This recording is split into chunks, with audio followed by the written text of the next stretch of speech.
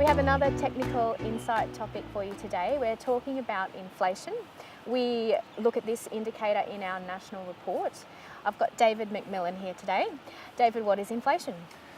Well, inflation is to inflate, but in the economic world it is the gradual rise of prices measured by the Consumer Price Index, or CPI, known to many people out there. Okay.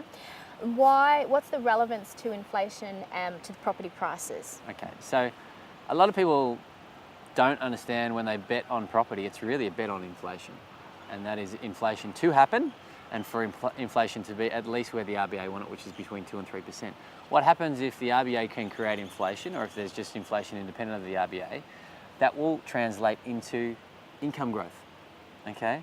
And as people make more money, they can afford to spend more on rent, and then they can afford to service more on mortgages. And that's how it relates to property prices. So inflation, increases in rent, increases in incomes, increases in rents, increases in prices. Okay, so in our national report, we look at the correlation between the RBA cash rate and inflation. Yep. What's the connection there? Well, we wanted to see if there was a connection, so we went back to the 70s to see if the RBA and the cash rate was correlated, and it was.